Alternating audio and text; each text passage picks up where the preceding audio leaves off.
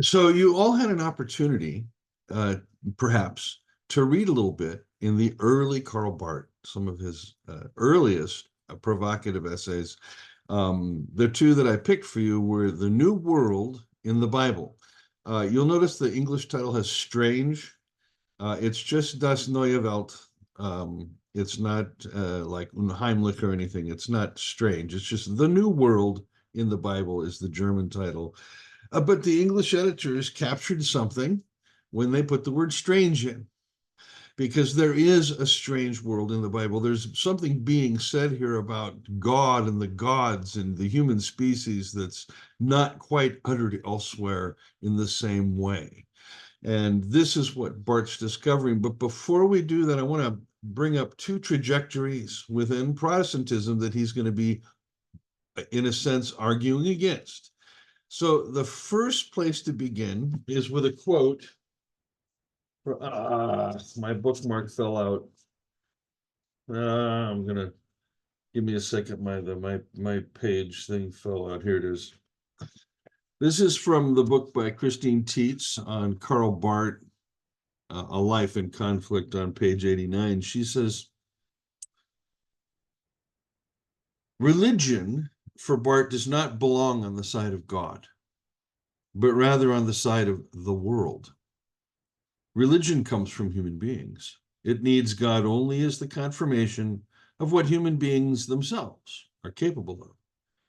In religion, people orient themselves toward what they find holy and what they consider to be moral.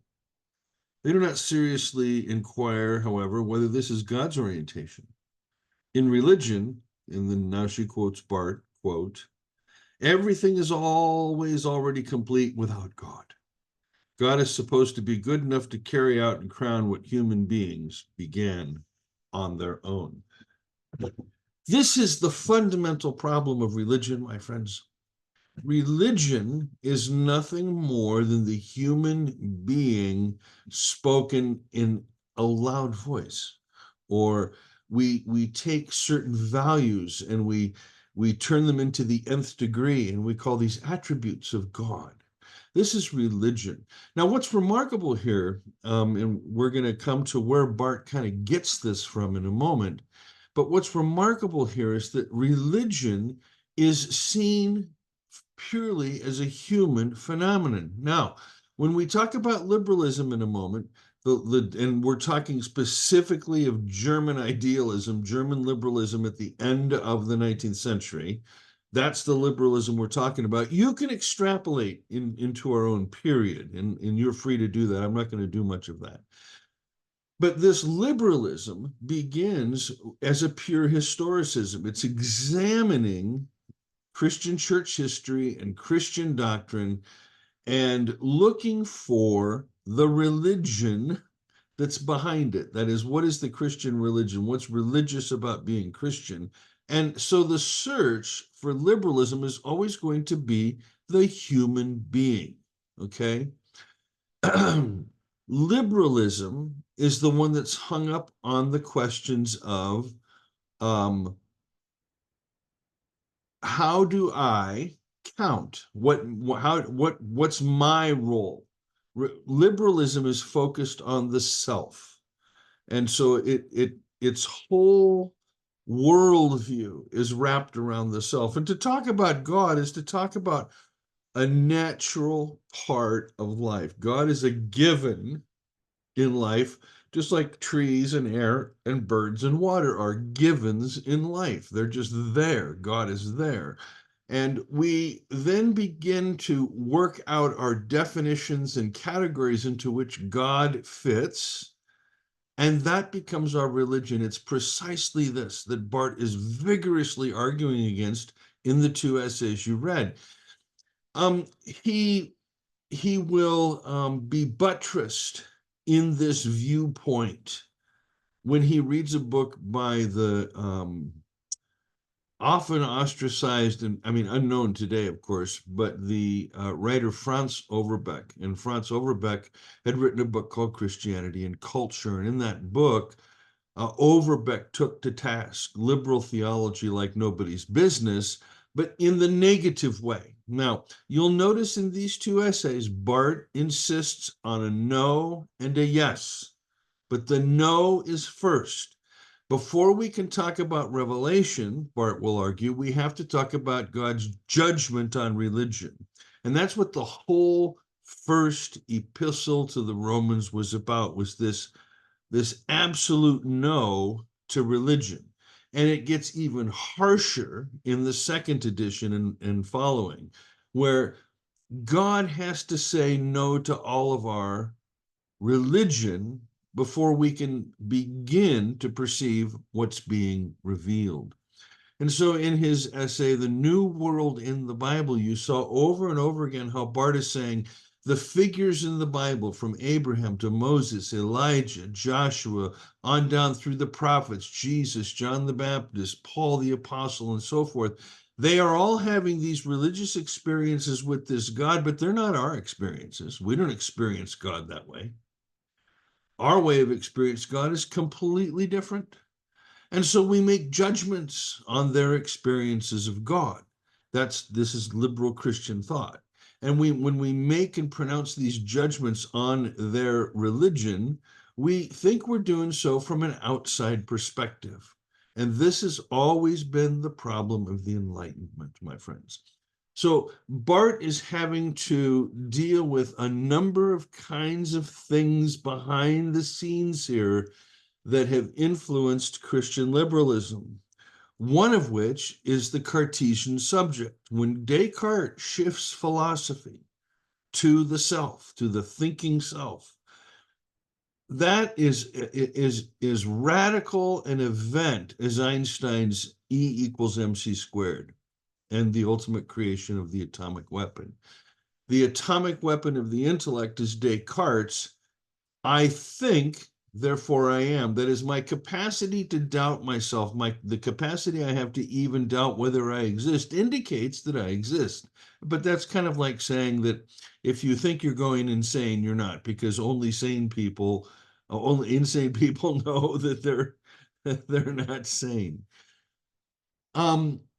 In these early years, and we're talking now the teens of the last century, so just a little over 100 years ago, as Barth is beginning to break free from the liberal mindset, he finds himself engaged with Paul's epistle to the Romans for a number of years, beginning in 1915, late 14 and early 1915. It's as I mentioned last week's talk, it's the outbreak of World War I, which I've got a pile of books I'm going to read here from, and I don't remember where which book it is that has the quoted in I want to read. Where Barth, I don't know which book it is. I'll probably find it once I flip through some pages in these. But what he says was, when the Kaiser came out and pronounced the Culture Kampf, three of his major theological professors had signed this: von Harnack, Schlatter, and I think it was Hermann. And that just devastated Barth. I don't have either opportunity today or expertise in this. There are others that are much better at this than I am. But Karl Barth's shift to socialism when he leaves liberalism is very, very, very important for the Barth of the 20s, well, really through the rest of his life. Barth was a proud card-carrying member of the Democratic Socialist Party. And socialism is going to be different than communism as it is today. But Barth's parish was a reasonably typical Swiss parish. It had a few wealthy people, and then it had a lot of basically poor people. And in the town of Sophenville, where Barth preached, there was a factory owner. And this guy was immensely wealthy, and he made his wealth off the backs of Barth's parishioners. And so Barth would take him to task. And when you are the pastor in a small town, and you're taken to task, one of the biggest people in town, you can imagine the kind of brouhahas that go on. And so Barth's early letters and lectures are filled with a tremendous amount of, I'm going to just call it vitriol, you can call it passion, against the manipulative tactics of capitalism. And so you'll see this reflected in these writings, even subliminally, but it's reflected there. But Barth's, um, that's part and parcel of who he is. I'm not going to go into his politics because they're very complicated. He changes viewpoints a number of times through the years, from the early teens and 20s to his work, his resistance work against Hitler. Later, he'll say to the Czechoslovakian pastor Jean, I want to say Jean Milek, that's not correct, but he'll say to a Czechoslovakian pastor, if you go fight the war against uh, the Soviets, you're doing the will of God, that kind of thing. He will be a gun-carrying member of the Swiss Army. Everybody in Switzerland did their duty. Barth did his duty in a guardhouse on the German-Swiss border, where he never fired a shot, but he sat and corrected the manuscript of one of his church dogmatics volumes. At the end of his life, though, if you at least look at the work of John Howard Yoder on Karl Barth, it does appear that Barth is becoming more and more of a pacifist, as well as an Anabaptist in his view of baptism. He had previously been very oriented to infant baptism, had a book on infant baptism, but he'll later change that. And I think had Barth lived another decade or so, we might have seen the full flower of that change. But unfortunately, he died in 1968, so we never saw that. But the early Barth, the Barth that you've been reading, is explosive. Some of you know the name Thomas Torrance. Tom Torrance wrote a book on Karl Barth's early theology. I just simply want to note this part of it, of this introductory chapter, because we're going to shift over to Franz Overbeck. So he's talking about the twofold battle Barth is fighting. One is against the liberalism of von Harnack, and the other is against what he's calling pietism. Now, I don't know if you're familiar with pietism and what pietism is. Pietism begins as an offshoot of the Lutheran tradition in the 1600s under a fellow named Jacob Spener in Germany. And Spener simply sought to, at this time, remember, the church had become really rigid in its orientation to Protestant orthodoxy, and the Reformed and the Lutherans were fighting over doctrine. There was the 30 Years' War, where the Catholics fought the Protestants fought the Protestants, and everybody killed the Anabaptists. I mean, that's just, the 30 Years' War was a horrible period of time. It's toward the end of this time that Jacob Spener is going to comment and say that the doctrine is not essential or as essential to the Christian life as living this business of love. This is very important. So the early pietists, the German pietists like August Franke and others, they were the ones that began building schools, what we would call hospitals, places to care for the sick. The pietists were interested in caring very concretely for the other person. I went to seminary at North Park Seminary, which was a Lutheran pietist school. And when I got there, they were very proud of our pietism. And when I got there, I was very proud of my Barthianism. And so part of the clash I experienced at seminary was this clash with pietism, but I learned very, very quickly. And I think what took Barth longer, because, by the way, his last assistant was Eberhard Busch, and Eberhard Busch was a diehard pietist. Okay, but I learned rather quickly that pietism in its best form can be very, very beautiful, but it can also be very ugly because it can be oriented to holiness codes. And it's easy for pietism to talk about experience and not uh, be able to capture it in any other way except to be oriented toward holiness codes and this kind of moral worldview. And that's the pietism that Barth's arguing against those that go to church, they do the good things all the time, and so they're godly. Whereas the people that are out drinking the night before and they're not in church and they're, wherever they're doing, they're bad, they're, damned. But we are good Christians. We are doing the right moral thing. This kind of pietistic thing is one side that Barth's arguing against. The other side is this liberal Protestant element. So Barth, in a sense, is taking on the entirety of the Protestant tradition, and he's really the first one to come out and say that neither one of these has roots in the Reformation. Okay. When you are part of a tradition and you know this, they like to trace their roots back, especially if you're a Protestant. So when I became a Baptist, we learned that we got our faith from Wesley and Luther and Calvin, and we had all these great people in our background that were, part of the ethos in which we learned.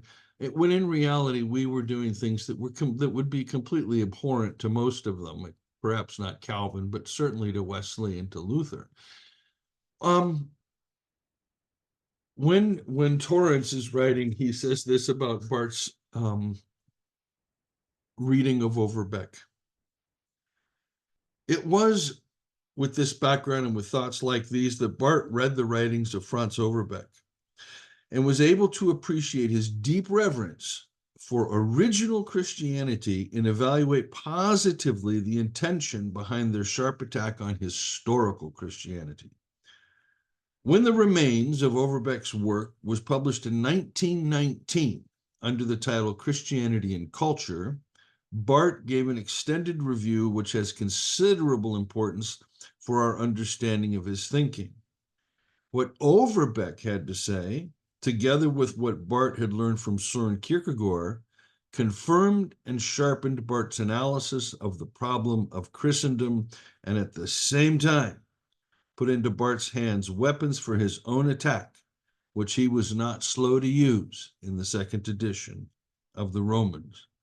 Overbeck offered a severe and trenchant criticism of all historical Christianity, which he contrasted with the original historic foundation of the church in Christ and the apostles. So, in other words, one of the things that Overbeck is doing in this book, Christianity and Culture, that had such an impact on Barth, is to say when you take early Christianity and everything since is not Christianity.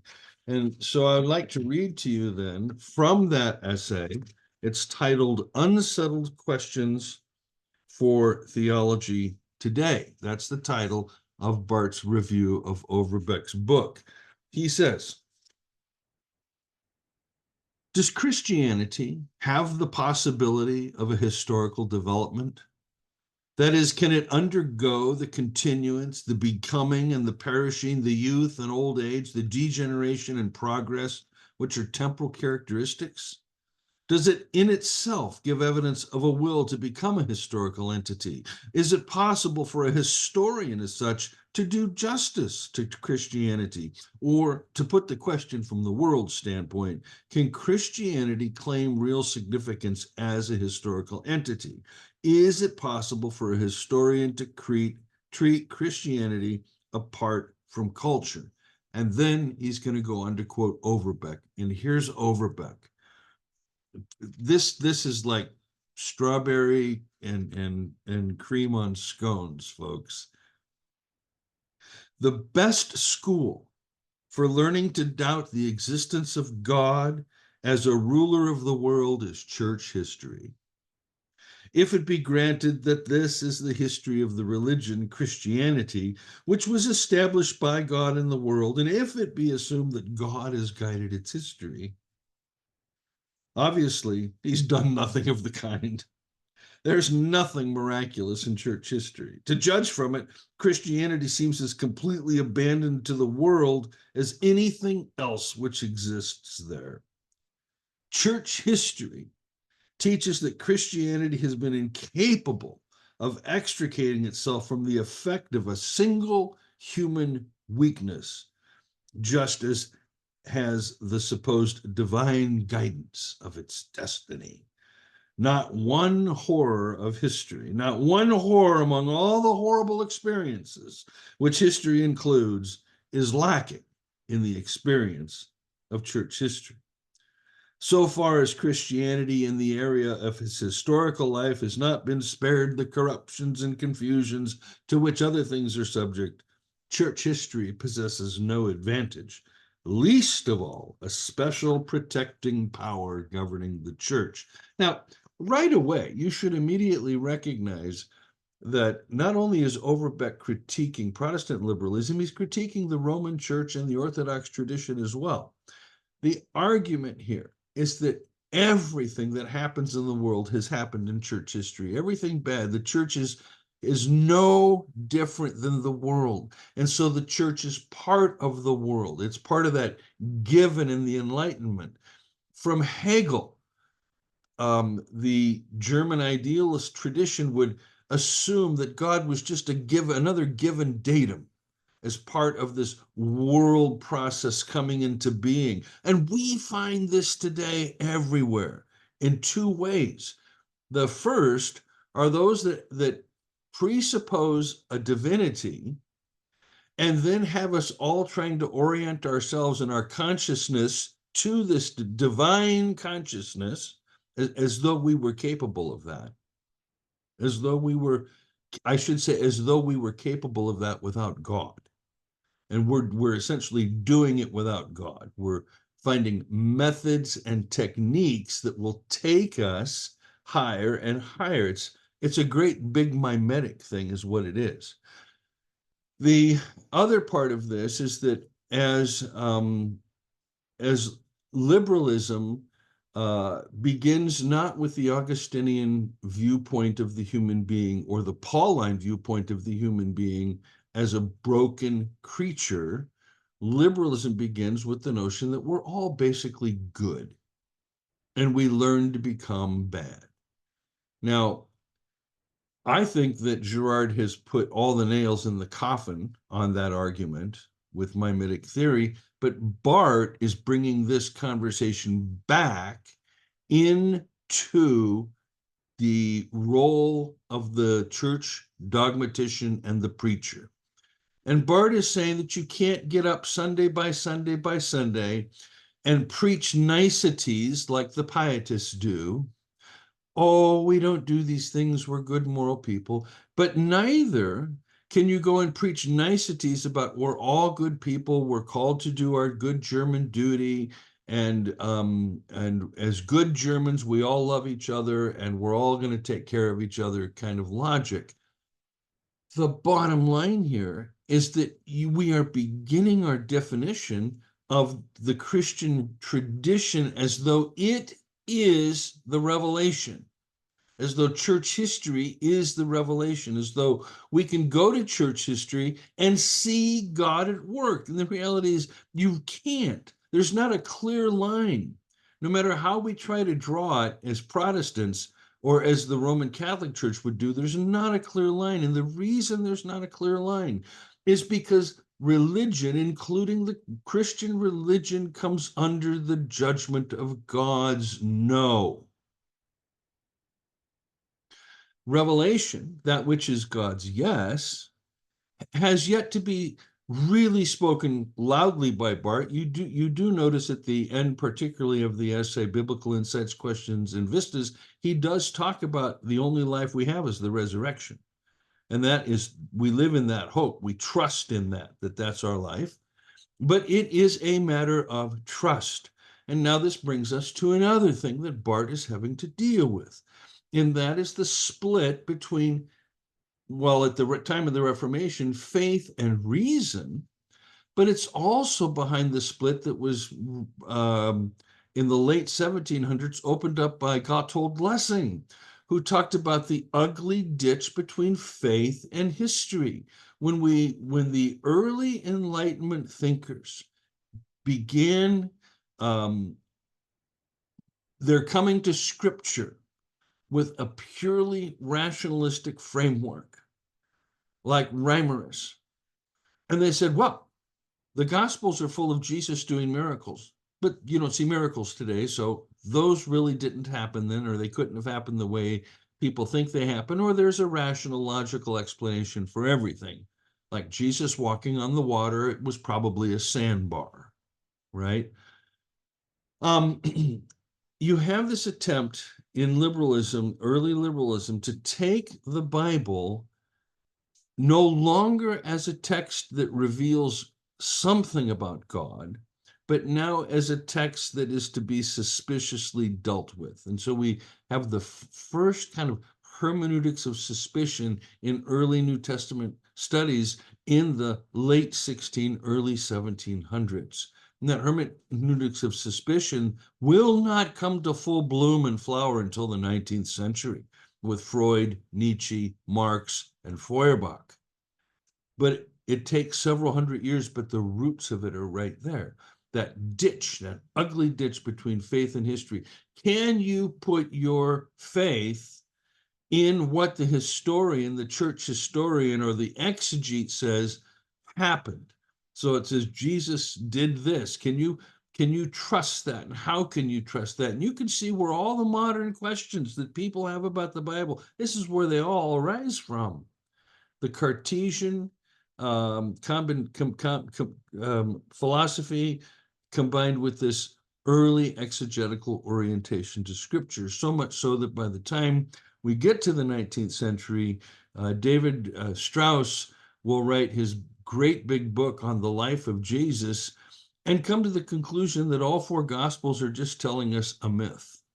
Jesus never existed. The early church made him up. And we will see that again later in Bultmann, won't we, in the 20th century, that the Jesus of the Gospels is in the imagination of the early church. And he is the one that we are to have our hope in because they're the one they put their hope in. So we can hope in that same mythical resurrected Jesus that they did. There's nothing new under the sun in the last 500 years, my friends. It's the same old questions getting asked in different frameworks, and because they're all the wrong questions to begin with, all the false answers just keep accumulating and accumulating, and because there's masses of false answers, people think that that means that that's what the truth is.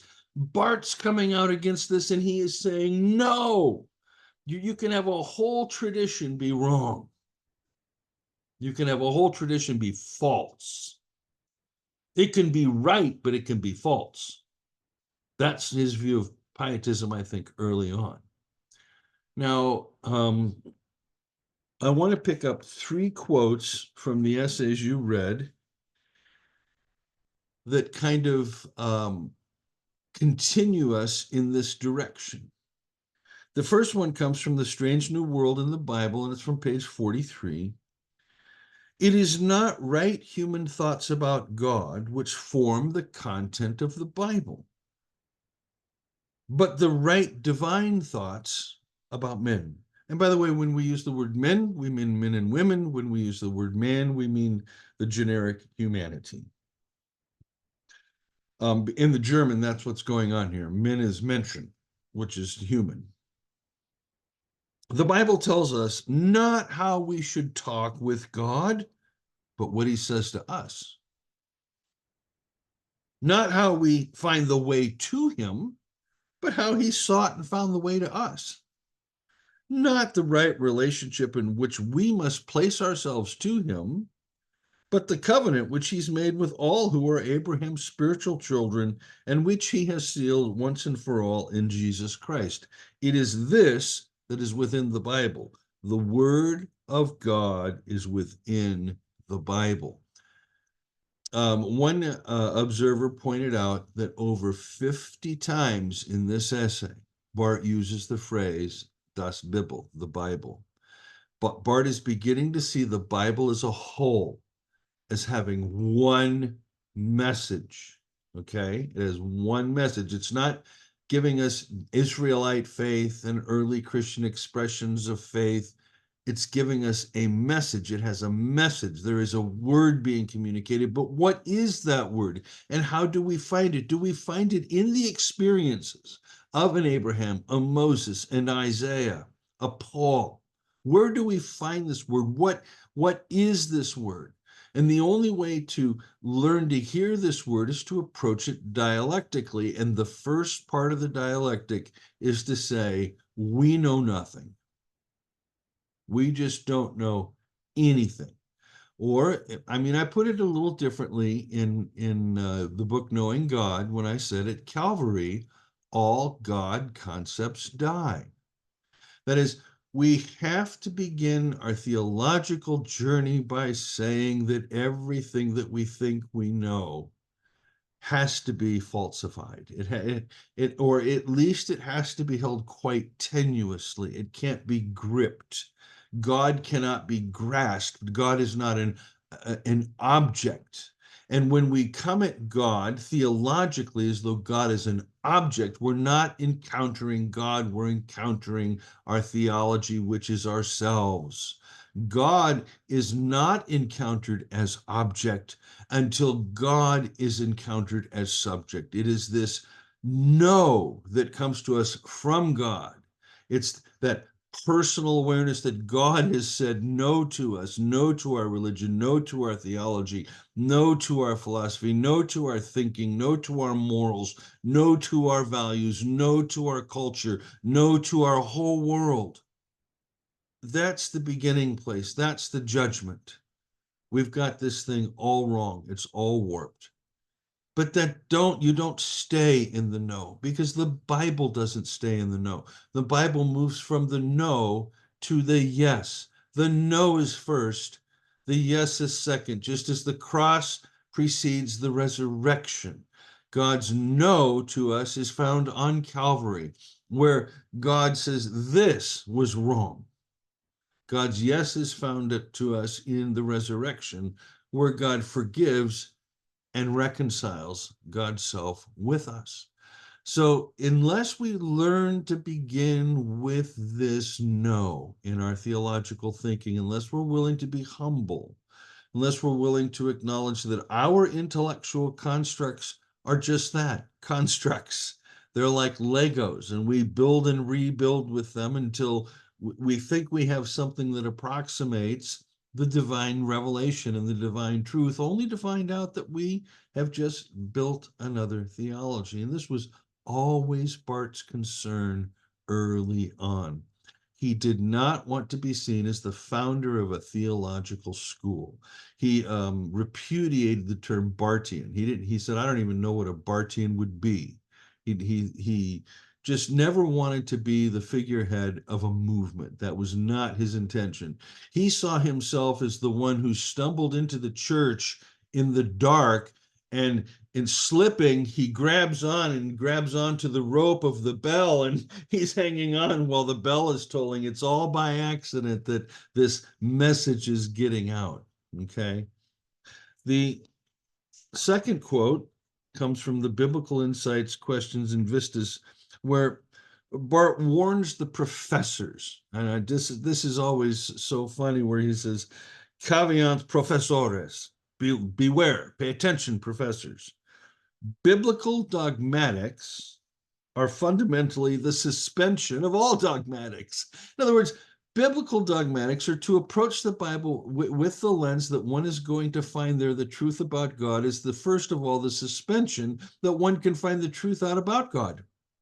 As though reason had the capacity to make its way to revelation.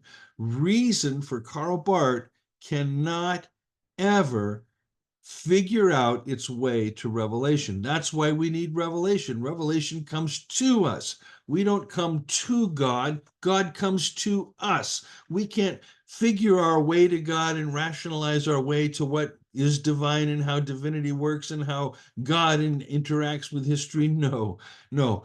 God comes into our existence as one who challenges all these viewpoints and all these models that are in our head.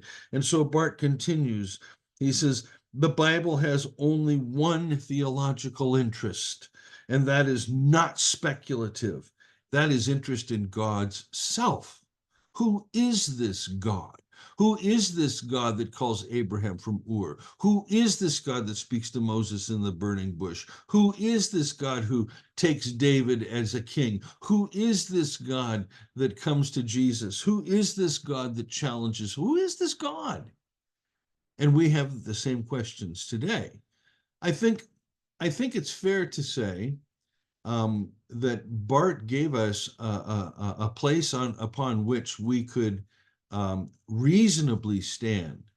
And Girard has come and helped us continue to build the bridges and understand the relationship between revelation and religion. And that's why I find the juxtaposition of Barth and Girard to be so fascinating, precisely because they are understanding the relationship between revelation and religion very similarly. The only difference is, as a devout Catholic, Girard is going to see a place for Christianity and its role in carrying the non-sacrificial gospel in its sacrificial framework. So, in other words, like Barth, we critique Christianity, but more specifically, post Girard, we're critiquing the sacrificial element in Christianity rather than indicting the tradition as a whole. So Barth goes on to say, the Bible only has one interest, and that's God.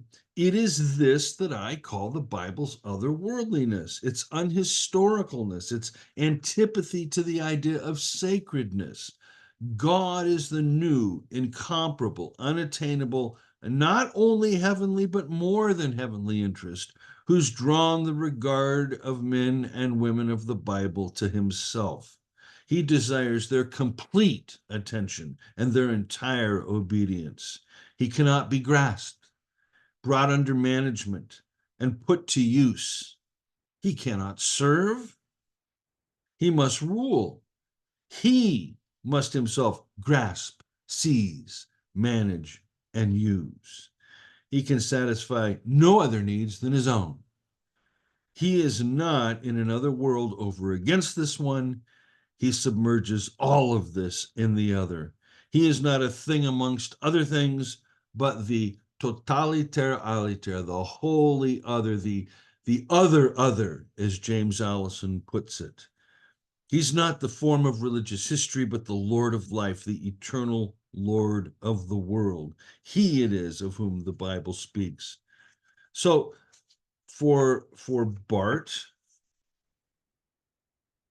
this business for the early Barth, well, for the later Barth too, this business that the Bible speaks to us about God becomes only clear when God reveals God's self in the Son by the Spirit.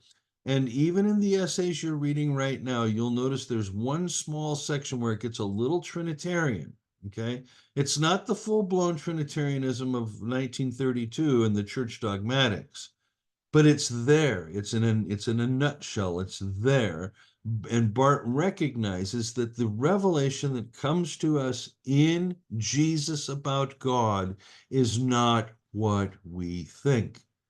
And so when he's arguing against liberalism and he's arguing against Harnack, he's saying that you cannot rationalize your way to faith. Now, Harnack's going to come along and they're going to have this conversation in the early 1920s, specifically 1923, in the journal The Christian World, that Barth, you'll remember, had been an assistant editor of a decade previously before he became a parish pastor.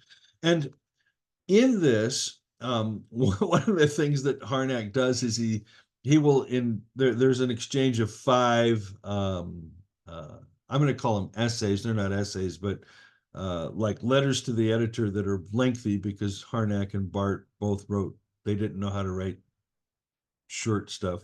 But I want to just read some of Harnack's questions and Barth's replies, so you get a feel for the tug of war that's going on between them. So Harnack has 15 questions for Karl Barth. And this is the title now of Harnack's piece. He says, 15 questions to those among the theologians who are contemptuous of the scientific theology.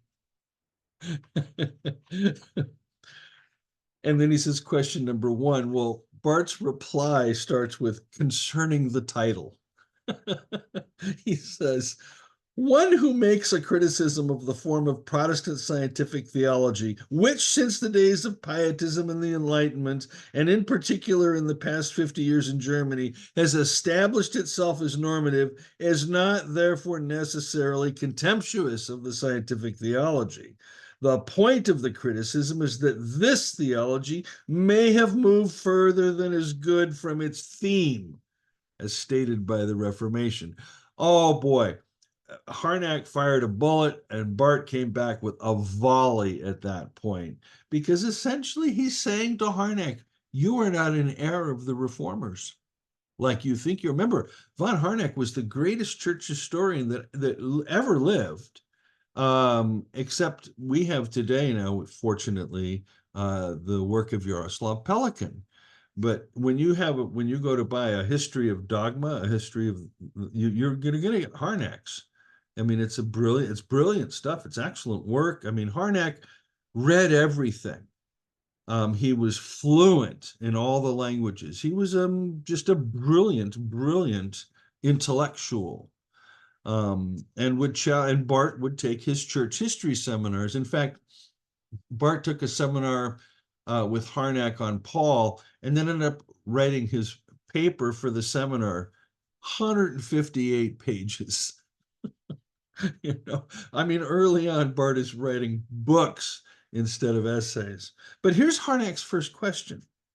Is the religion of the Bible, or are the revelations in the Bible something so unequivocal? Remember, I told you Barth used the phrase the Bible 50 times in that, because he began to see that the Bible's just not a collection of different religious perspectives. He was sensing there was a message here, there was something here to be heard. So Harnack, is the religion of the Bible, or are the revelations in the Bible something so unequivocal that in reference to faith, worship, and life, it's permissible to simply speak of the Bible? But if they're not, can the determining of the content of the gospel be left entirely to subjective experience, or the experience of the individual, and not historical knowledge and critical are not historical knowledge and critical reflection necessary? Here's Barth's reply. You tell me how he gets Harnack. Beyond the religion and revelations of the Bible, the one revelation of God should be taken into consideration as the theme of theology. Historical knowledge could then, of course, say to us that the communication of the content of the gospel can, at least according to its own statements, take place only through an action of this content itself. In other words, God has to reveal God's self in order for God to be revealed. We can't make our way to God, he says. But critical reflection could lead to the result that this statement of the gospel is grounded in the essence of the subject matter, the relationship between God and man, and is therefore to be properly respected. The scientific nature of theology would then be its dependence on the remembrance that its object had previously been the subject, and must become this again and again, something that has nothing at all to do with experience or experiences. That is, to recognize God as an object, to be able to talk about God, is only possible when it is God that has encountered us, and we know that it is God that has encountered us. That is, we have experienced the no of judgment on our thinking and worldviews and philosophies and presuppositions and rituals and prohibitions and everything else. We've heard that no. Only then can we hear that yes. Or to give you another example, Harnack says, is religious experience different from or identical with the awakening of faith? If it is different from it, how is it distinguished from uncontrolled fanaticism? If it's identical with it, how can it come about except through the preaching of the gospel? And how can there be such preaching without historical knowledge and critical reflection? Okay, here's Barth's reply. So-called religious experiences is different from the awakening of faith by God as earth is from heaven, and in fact is not distinguished from uncontrollable fanaticism. Why, therefore, should it not be possible for it to be the more or less clear symptom and witness of the awakening of faith? Faith, however, indeed comes from preaching, but preaching, whatever may be the state of the preacher's historical knowledge and critical reflection, preaching comes by the word of Christ. The task of theology is the same as that of preaching. It consists in taking up and passing on the word of Christ. In this why couldn't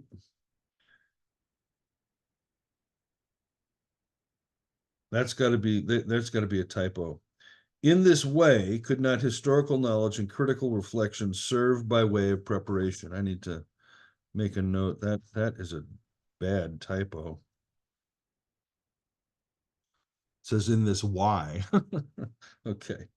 The point here is that whereas the Enlightenment had separated reason and faith, Kant had come along and shown us the limits of reason, and that faith was beyond that, and metaphysics was beyond that, and to talk about God was not to be able, not the same kind of talk that we could have about plants or animals or ourselves.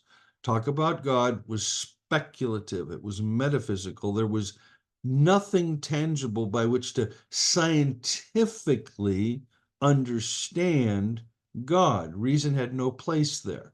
That's the result of the kind of Cartesian Lessing Enlightenment split. Faith and reason don't mix. I mean, Luther had said something very similar. Luther called reason a whore, because for Luther, the Roman Catholic tradition, in what it sought to do was to bring grace into reason or grace into nature so that grace perfects nature. That's the Catholic analogia entis that Barth will argue against, both against Rome, but also against liberalism. Later, he'll use the same argument against Emil Brunner when they're talking about natural theology in 1934. Again, because in the early 1930s, the German Christian movement, which had sprung out of liberalism, has now brought Adolf Hitler and German history right into Revelation. What is being revealed is that Hitler is the presence of God in the world. What is being revealed is that Germany was meant to have a destiny to bring its culture to the world. That was a divine mandate. Again, you know that I have to be really careful here. You know how we have a lot of talk today out there about Christian nationalism? Okay. Yes, it's out there. Yes, that's true and real.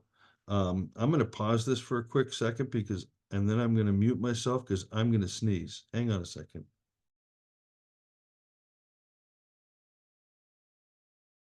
But I thought I was going to. In 1934, when Emil Brunner comes along and wants to talk about grace perfecting our rationality and revelation, that there's a natural point of contact. That's the key here. A natural point of contact between God and the human. Barth shouts his great big nine. No, there is not a point of contact between God and the human being except the person Jesus Christ. That's where God and the human meet. You cannot talk about God's relationship to humanity generically. You can only talk about it particularly. So and this, by the way, is if you as you read Karl Barth, if you're going to read Karl Barth, Barth moves from the particular to the general, whereas religion and religious theology almost always begins with the general and then moves to the particular. Barth begins the other way around. That's one of the 6 hermeneutical principles for reading Barth, according to George Hunsinger. So we have this need for the abyss between faith and reason to be bridged, and the liberal tradition's trying to do it a number of ways, but it does the same move that the Catholic tradition does. It has grace perfecting nature, or revelation perfecting reason. And when we do that, when we identify our theology with the divine message, we lose. We just create another religion. And this is what Barth was trying to avoid. He says in the Biblical Insights, Questions, and Vistas, the only real way to name the theme of the Bible, which is the Easter message, it's a resurrection message, but in order to have resurrection, what are you presupposing? Death. In order to have a yes, the yes is the theme, but before the yes comes the no. He says, the only real way to name the theme of the Bible, which is the Easter message, this is page 86 for those of you following, is to have it, to show it, to live it. The Easter message becomes truth, movement, reality, as it is expressed, or it is not the Easter message which is expressed. Let us be satisfied that all biblical questions, insights, and vistas focus upon this common theme, but let us not for a moment conceal from ourselves the fact that obedience to this vision, our actual acceptance of what the Bible proposes, is a step into space, an undertaking of unknown consequence, a venture into eternity. And it's this language here, this very Kierkegaardian language, that Barth is using to open up both the disjunction, the rupture that is between religion and revelation, as well as the possibility that revelation can bring God to us. But again, it's something that happens moment by moment. Barth has not yet gotten past the existentialism that's part of his thinking that he will move beyond when he gets to the church dogmatics beginning in the early 1930s. So God is still coming, always coming, touching our reality, and we are called to pay heed to this God. I want to read to you from a letter that Barth wrote on September 27th of 1917 to his colleague and best friend, Edward Terneyson. He's reading Romans 5. He's writing his commentary on the epistle to the Romans. And he's just, the first thing Barth does is he translates from Greek to German. He just leaves the translations behind, does his own translation. Tommy is probably the only one here that can appreciate, I mean, maybe I don't know if anybody else here knows Greek, but can appreciate the challenge of translating a biblical text into language that's communicating the same thing as the biblical text without distorting it, and the challenge of not bringing biases with you. So here's Karl Barth. I have lived the whole week in strictest seclusion in my study and under the apple tree. Do you see that under the apple tree? What does that remind you of? Boink, right? Okay. And now have the exegesis of Romans 5 finished. If you want to see the results of that, I think I put the epistle to the second edition of the epistle to the Romans in the classroom, but I think I also put the book Christ and Adam in there, which is a later, more, what's the word I want? Developed approach to Romans 5:12 to 21. I think most of you will actually read that with great joy and delight. He says, how many may there have been before me who, after a heated struggle with all these puzzling words, have thought the task was finished until the words look just as mysterious to the next exegete. During the week, it was often as though I were being looked at by something from afar, from Asia Minor or Corinth, something very ancient, early Oriental, indefinably sunny, wild, original, that somehow is hidden behind these sentences and is so ready to let itself be drawn forth by ever new generations. Paul, what a man he must have been, and what men also for those whom he could so sketch and hint at these pithy things in a few muddled fragments. I shudder often to be in their company. The reformers, even Luther, are far from the stature of Paul. Only now has it become convincingly clear to me. And then behind Paul, what realities those must have been that could set this man in motion in such a way. What a lot of far-fetched stuff we compile then in our commentary on his words, of which perhaps 99% of their real content eludes us. In the preface to the, I think it's the first preface to the Epistle to the Romans, Barth says the historical critics need to learn to be more critical of themselves and their thinking. And when Barth says this, he's aware that as he reads these commentaries, they're piecemealing out the text and telling you the history of the Greek words and their possible Aramaic or Hebrew antecedents or texts that potentially they might refer to. And if you've ever read a good critical commentary, you know what a challenge it is to get to the message. I have a book here in my library next to me, 800 pages on the Sermon on the Mount. And it's an absolutely brilliant, useless book. Because everything in the Sermon on the Mount gets dissected. And then I'm left looking like a seventh grader at a lab table with all the parts of the frog everywhere, but I don't know what the frog looks like. Do you see what I'm saying? So this was the early on, very much that which Karl Barth was facing. How do we hear the voice of God in Holy Scripture? What is that voice? And of course, over the next decade, from the time of the beginning of the writing of Romans through till 1930, when he does his work on Anselm that changes his thinking. This whole period is a period of letting go and receiving, letting go and receiving. And so you will find, if you read the Barth of this period, and by the way, this was the Barth that Bonhoeffer knew, okay? Bonhoeffer knew the early Barth. When in 1932, Barth shifts to his church dogmatics, that's when Bonhoeffer begins having his questions about Barth, because he thought the early Barth was moving in the right direction before that change that will occur in 1932 as a result of reading Anselm, which we'll discuss in another lecture. I've reached my limit. I've gone a whole hour here and I have more to say, and I've just run out of time. So we'll just have to continue this next week.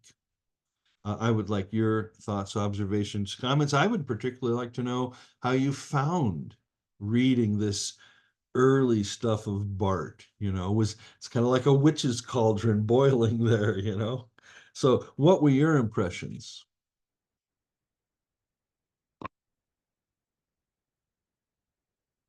You don't have to turn your camera on to share. Just turn your mic on and start sharing. Anybody? Devolve.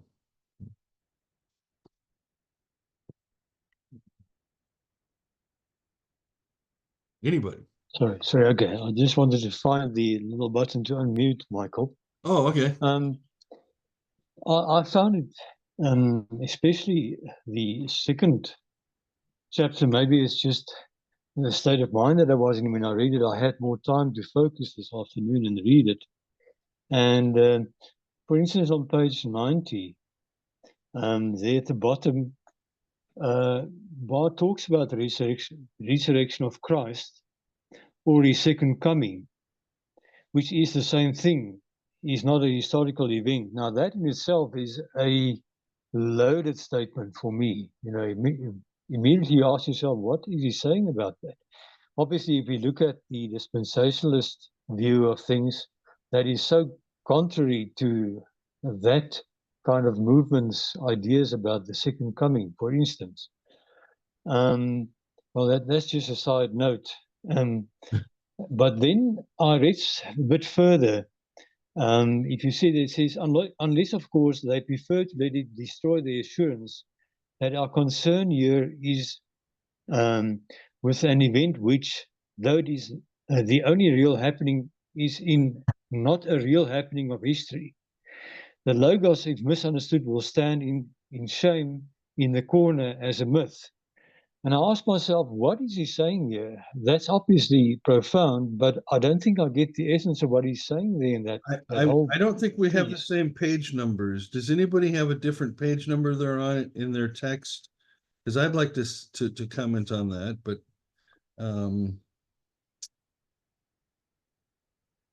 I'm looking where he. Page 90.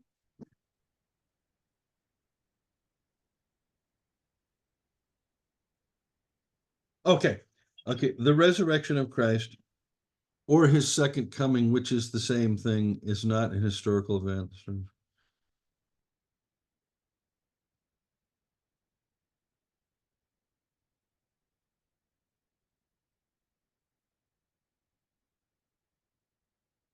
Okay, he's talking about liberalism and what liberalism's doing here with it. What happens when you try to turn the resurrection into an historical event? You can't do that. It's simply impossible.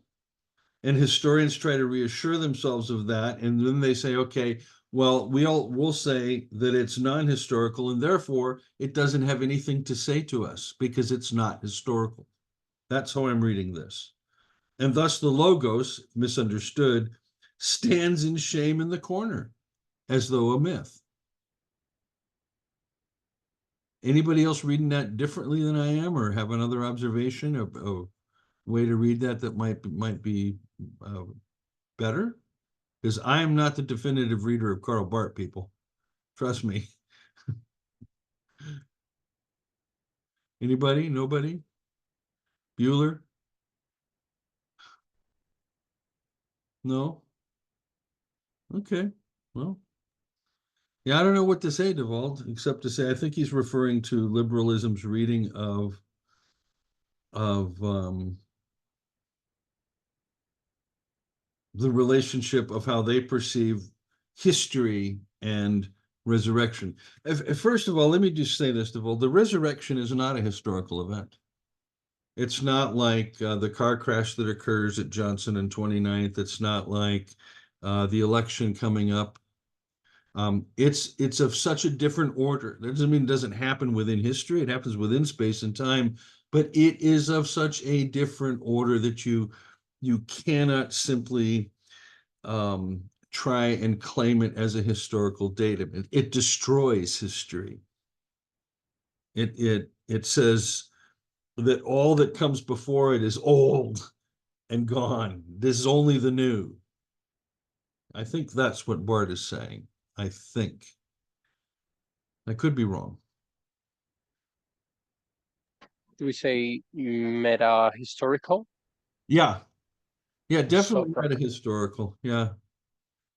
Yeah, and I think Pannenberg was the one that really was able to develop this best. Barth did not like Pannenberg's approach. What little he knew of Pannenberg early on in the 60s. Because Pannenberg saw universal history as revelatory and in a way kind of opened up the framework for us to be able to bring Girard's mimetic theory and understanding of Christianity as that religion, which though sacrificial like all religion and thus mythological, contains within itself the seeds of its own destruction, its non-sacrificial message. So yeah, I think you could say meta-historical, which is different than metaphysical. Yeah. Michael, hello. First of all, I'm Axel, Hi, Frank Axel. here. So one question, do you think that Barth will change his approach toward natural theology toward time, through the pass of time? I mean, the late Barth, so to speak. The only thing that the only reply I would have to that is the possibility that in volume 4, part 3, Bart talks about the light and the little lights. Have you read the dogmatics? Would you be Not yet, the text I'm referring to? but I have an idea, Yeah, I think that might be the only place I can think of in any of his later writings from 1934 on where he might give into a little bit of that. And that's where he's talking about other world religions. Also, um, being able to bear witness to, not be, but bear witness to the light. And again, the nice thing about a Girardian appropriation here is that we can go to these other religions and Christianity, see sacrifice across the board, but we can also see non-sacrificial tradents within these other religions. So there is in the Vedic scriptures some direction in a non-sacrificial move. There's in the Greek playwrights, there's some move in a non-sacrificial direction. Buddhism, same thing. You can find it, but it's not full blown. It's not God, the creator, speaking. But I think that you could take that little lights concept and I don't think Bart would ever want to say that there was a point of contact outside of Jesus Christ. That was the only point of contact between God and humanity. He really clung to that tenaciously from the beginning to the end. That point of contact, which is initially dialectical, God is in eternity and you, oh man, are in time. That dialectic becomes the Chalcedonian dialect of Jesus, the fully human and the fully divine. And there's your point of contact. But I don't see him leaving that. Great. Thank Mike, you, Michael. Welcome. Yeah, Mike. Michael, another thing that I read on page 83. Oh, this is DeVault. Okay. Yes. Okay. Yeah. There at the bottom, there where he speaks about Todesweisheit, the wisdom of death. Mm-hmm. And I see he uses the word sacrifice there, and he says, which consists in knowing that in the sacrifice of Christ, the sacrifice demanded of us is made once and for all, that we ourselves are sacrificed with Christ. Now, I'm always trying to explain things to family members. I was on a walk this morning with my sister, and we were talking about things, and we all come out of a very strong evangelical background, and obviously I like to share passionately on things that I'm learning, especially with those that I love, but Yeah. oftentimes I myself immediately ask, in what sense is sacrifice being referred to here? Obviously, it's not PSA, but it's still sacrifice. Why is the word sacrifice still used? But in what context? How does one explain that so that it doesn't get confused with the typical Christ being sacrificed in our stead kind of Yeah. view?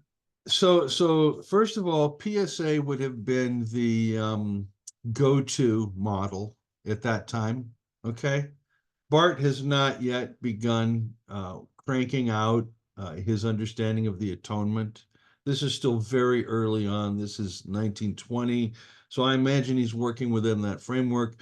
For those of you that that would like to be astonished, Bonhoeffer himself was a PSA person. But again, only because that was the default. You use that as a default. Yeah, I mean, he has certainly not yet begun cranking open what the death of Jesus looks like in relation to the Father. And by the way, when you get to the Dogmatics, Volume 4, Part 1, Barth does have a substitutionary view of the atonement that allows for the wrath of God to be poured out on Jesus on the cross. But it's Jesus accepting this no. Okay, it's Barth's quite critical of the nasty views of penal substitution, like we see in hyper-Calvinism, Jonathan Edwards, and some of the Dutch Calvinists.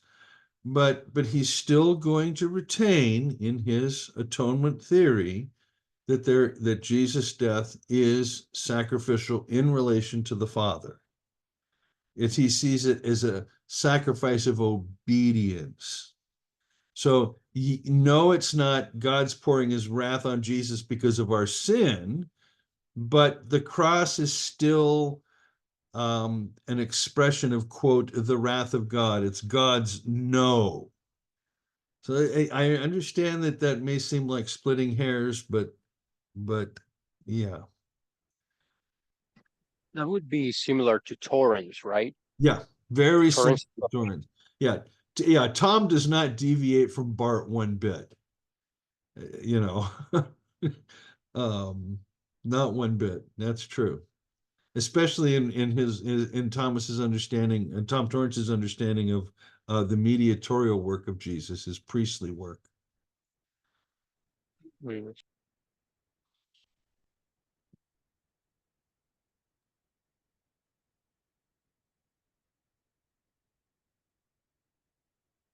Okay, I've got a sort of few thoughts. Lovely. I was going to respond to the comments earlier about that revelation is only through Jesus. Mm-hmm. But my reading of these two essays, what Barth's not saying is that it's through the church. Huh? There was a comment, I think, in the second essay. Let me find it. I'm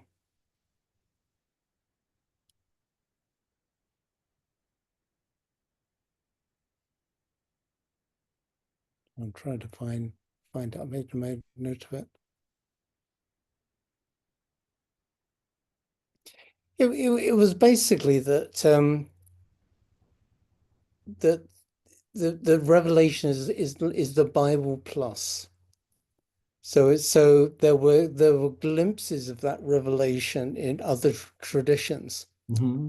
That's a found in a diverse unity that is no less remarkable, given that the traces of it could be found in Greece, the wonderland of India, or the German Middle Ages.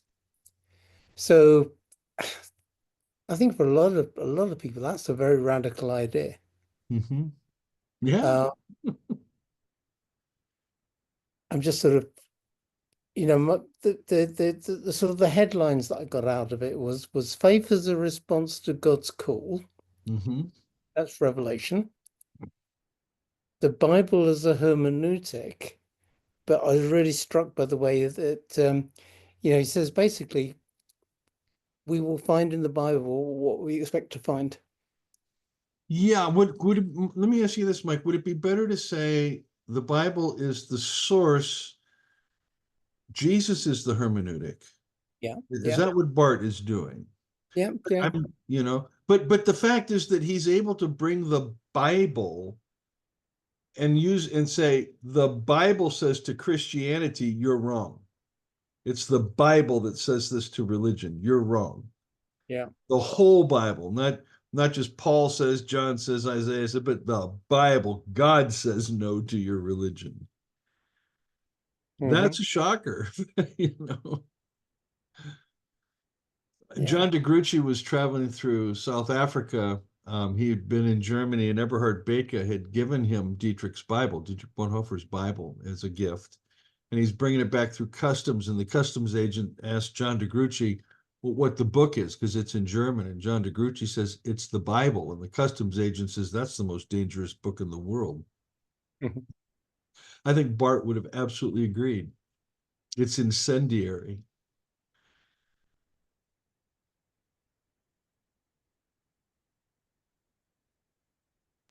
I think we got to be careful with it.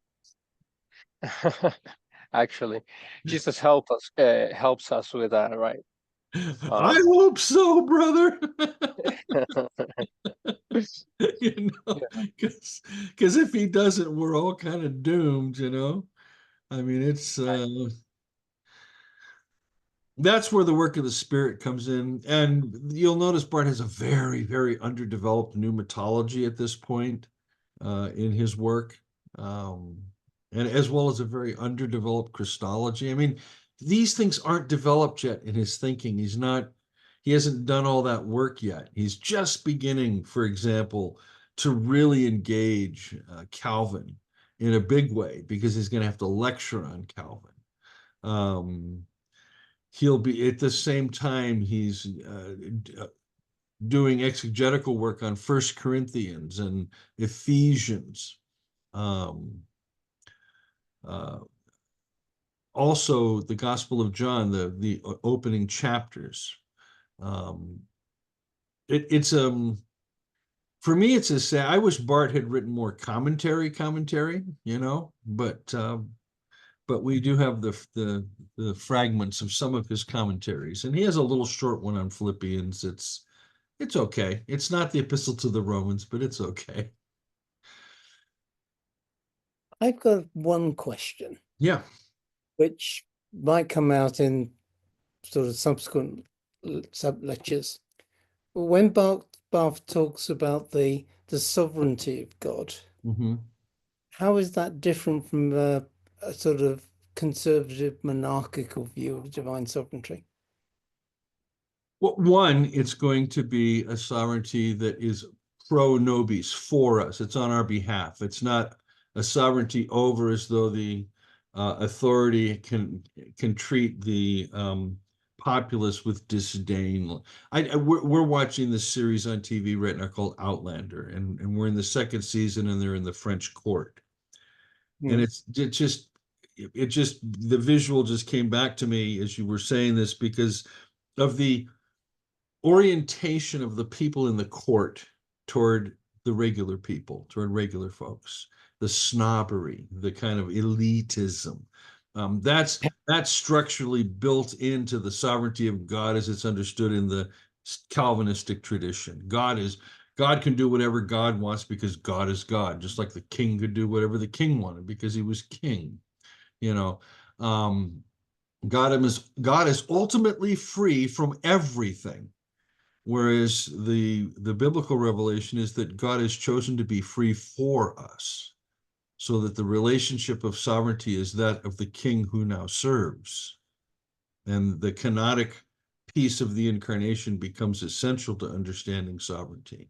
It's not a rule that is done with power, with gewalt, with force. It's a rule that's done through love, compassion, and mercy. Yeah. Yeah, I've been reading Simone Weil's A Need for Roots, and she's caustic about Louis XIV, Oh, yeah. because she can see in that whole trend of being focused on divine right to rule, basically a form of totalitarianism. Mm-hmm. And I think what she puts counters to that is humility. And she quotes the Philippians 2 passage, Ah, yeah. but it's the same sort of idea, I think. Yeah, exactly. Yep. Yep. It's strange to me that so many thinkers are out there saying these things and we just don't seem to hear them.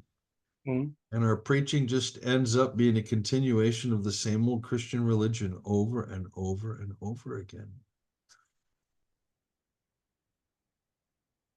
Yeah. Now, on the other hand, you got the charismatics, very early Barthian, God comes and impinges on all the time. There's that, got to have that relationship, got to keep that relationship, got to get the revelation thing. That's the fanaticism that Harnack was afraid would happen, right? Because then all you have is your experience. And so what is Christian theology? The analysis of your experience.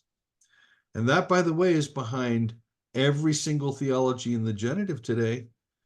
Black theology, womanist theology. Anytime you put an adjective in front of the word theology, you're doing precisely that.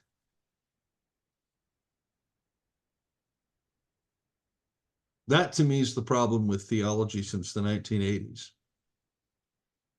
It's the biggest obstacle to overcome.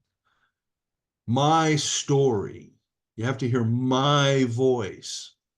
No, there's only one voice I'm obliged to hear and obey, and that's God. Your context, your historical context, your cultural context, the experiences you've had, the life you've lived, all of that. That's you. But your relationship with God in that is not theology. But when you were talking about pietism, though, Mhm. the early type of pietism that you were describing sounded quite attractive. It is quite attractive, actually. In a lot of ways, it is attractive in a lot of ways. Which is one of the reasons why I would ultimately come out of North Park saying that I could see myself as a little Lutheran pietist in the best sense of the word. That love counts more than doctrine. Yeah. If I can say that's pietism, love of the neighbor counts more than doctrine, yes.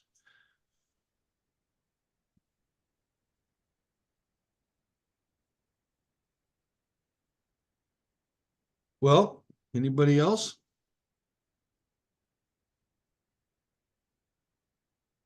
We're good?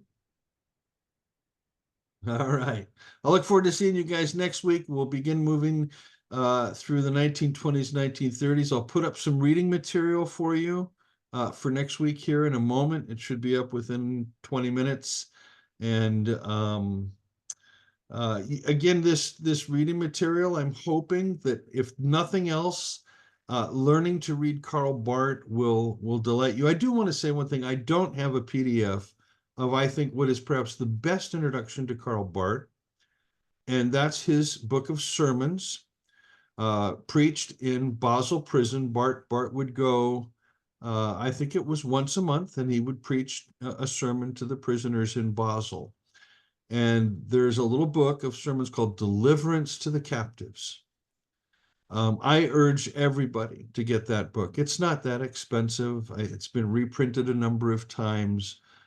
It's one of those books that you will be very, very happy to have purchased, owned, you read, reread. I can't tell you how many times I've read many of those sermons in there. My favorite is the sermon All.